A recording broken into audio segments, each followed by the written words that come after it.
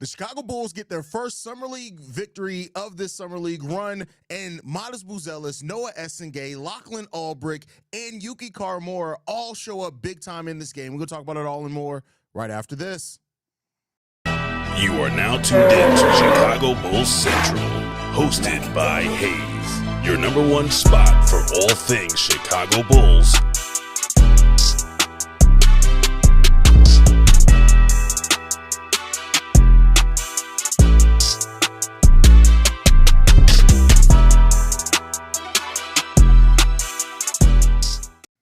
What's going on, Bulls fans? Welcome to another episode of Chicago Bulls Central, your number one spot for everything Chicago Bulls related. I'm the host there, Hayes, but more importantly, you guys can follow the channel at Bulls Central Pod on every social media platform we happen to be on. With that said, let's go ahead and get into this content today, y'all. And yeah, this was a game where you really got to see the future of the Chicago Bulls and the vision that they have for Noa Essengue and Buzelis together. You got to see that loud, and they really showed out today. This was a game in which Modest and Noah really came out way more aggressive against this Indiana Pacers team. And, you know, it wasn't just them. We'll talk about the other players that showed up today because there are a lot of players that showed up better than what they've showed up so far in a lot of the Summer League games. But let's start off with Buzelis. You want Modest heading into year two. You want him to look like the best player on the court in a Summer League type scenario. He did that today. 8 of 14 from the field, 2 of 4 from three-point line. He got to the free throw line 13 times and hit 10 of those.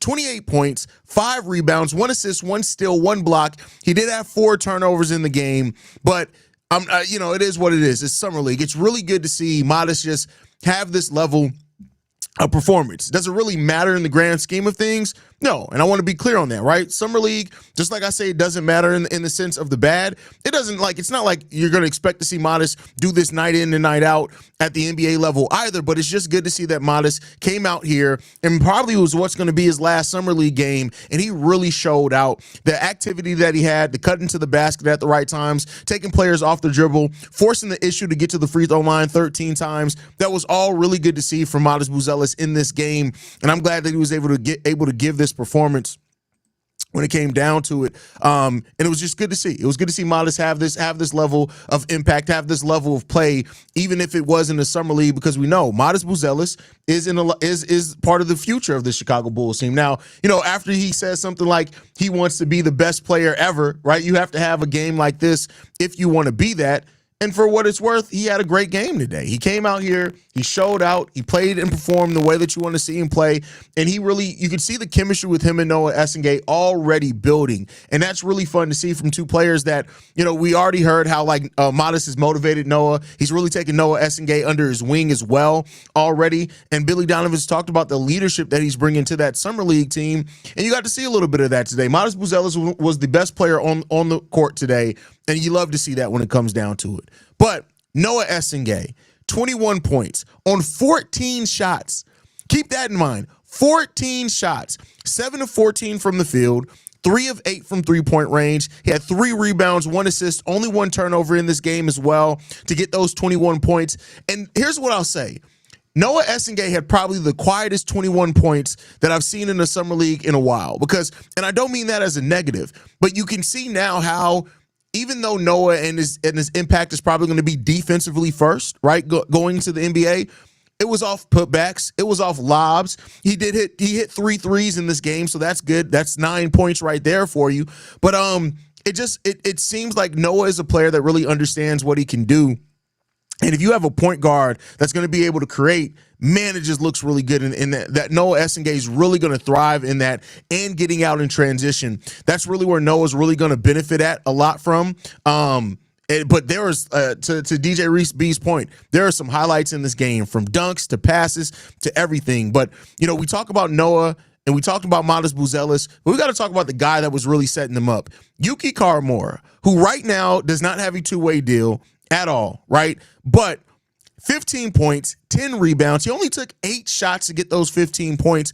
But I'm sorry, 10 assists, not 10 rebounds. The littlest player on the court, but his court vision is something to behold, man. Yuki Kawamura has this next level court vision that I really hope the Bulls bring him into the G League team. I would not be mad if they take Jameer Young's two-way contract and give that to Give that to Yuki Kawamura because, listen, Yuki, I don't know if he's ever going to play at the NBA level. I don't know. We'll see what happens with there.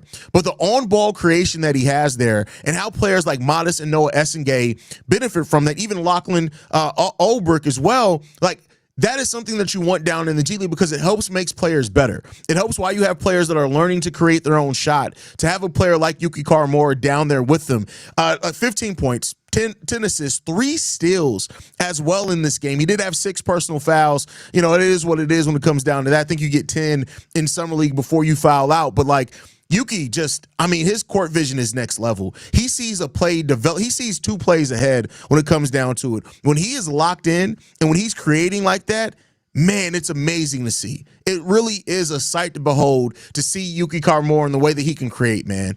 And I hope that the Bulls really look at that, keep him in their G League system at a bare minimum because he can help develop your guys. When you're talking about the G League being an actual farm system where you're looking at it to develop your next crop of players, Yuki Kawamura can help do that with the way that he plays, man. So, but Lachlan Olbrich, the other Bulls rookie, the second-round pick from this year, 4 of 6 from the field, 3 of 3 from three-point range. He chipped in 12 points, 9 rebounds, 4 assists, 1 steal, 1 block in this game from him. And while I was initially on somebody like on Lachlan, like, he's a normal second-round pick. And he's still going to spend a lot of time down in the G League. You can see his toughness. He understands what type of game he plays. Even as an undersized center, he's really physical. Sometimes you need some of those things as well. Man, I tell you what, this was a game where the future, you saw a glimpse of the future today with the way that the Chicago Bulls played and performed in this Summer League game. Javon Freeman-Liberty, who's been a black hole on offense today, had 5 assists, 8 rebounds, 18 points. He went 6 of 14 from the field. He had a highlight reel dunk as well when it came down to it. And I think I posted most of the best highlights on the shorts. So if you want to go to this channel and look at the shorts feed, you'll be able to see a lot of the highlights there. I tried to clip them up as we were watching the game. But this was a really good game, man. And Buzelis and Noa, you are really starting to see the vision there. And it's going to be a while before we see it consistently. And hopefully we get some flashes of it during the regular season.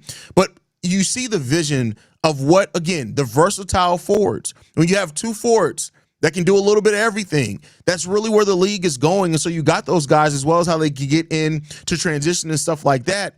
Hey, that's great, man. That's great when you see Justice says not many bigs dribble and drive. He set solid screens too. You're absolutely right when it comes to Lachlan.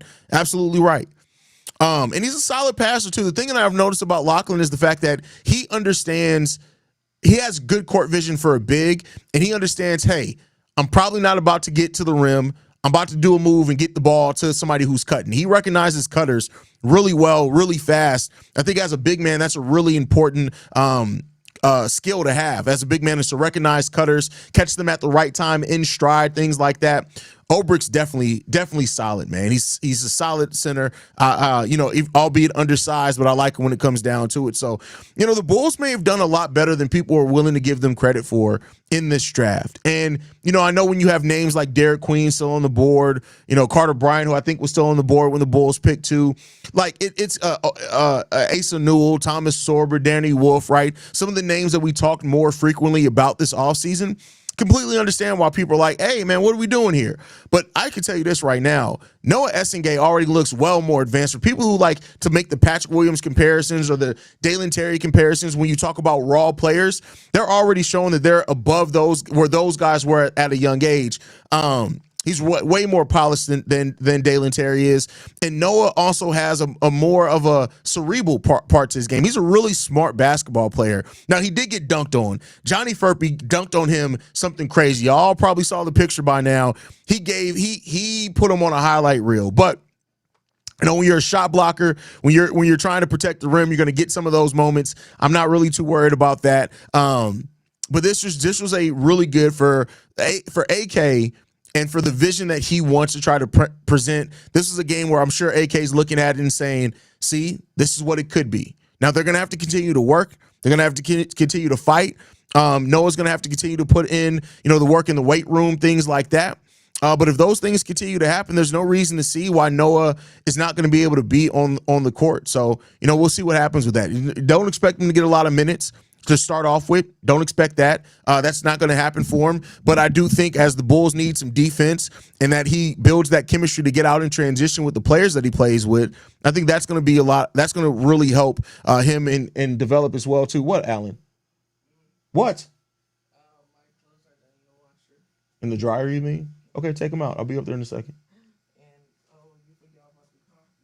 I didn't forget. I've been busy. Love you. But yeah, so you just want to continue to see that develop for this team, man. And combining for 49 points. 49 points, 8 rebounds, 2 assists, still in a block they combined to, and only 5 turnovers in a game where the team had 19 turnovers. So really, really nice thing to look at is what this team can end up being, man. So I'm not mad at it. I love this game. I love the way to see them play. And Noa Essengue really has taken the first game in which I think the physicality took him off guard. He kind of seemed like a deer in the headlights, and he's really responded since that first game. And in both the games since then, he's been a lot more aggressive. He's been a lot more intentional. And you're starting to see like where he has a chance to really make a name for himself with the Chicago Bulls team. Be patient with him, though. I want to be clear. No matter what he's shown so far, it's still going to take a little bit of a while, right, for him to reach that version of himself that you want to see consistently. He's 18 years old. So we're probably looking at 2-3 years before he's really a well-polished prospect. But I think what the last 2 games have showed is that they've shown how Noah can impact the game of basketball while he's still refining his game, figuring out his game, getting that shot together, the length and the jump. And one thing I noticed about Noa Essengue as well is that he has a second bounce.